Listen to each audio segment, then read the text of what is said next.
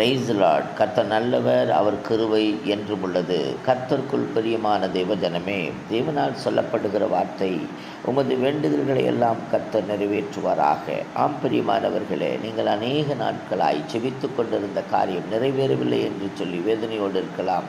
ஆனால் தேவன் இன்றைக்கு இடைபடுகிறார். ஆமீன். நான் நிறைவேற்றுகிறேன் என்று இடைபடுகிறார்.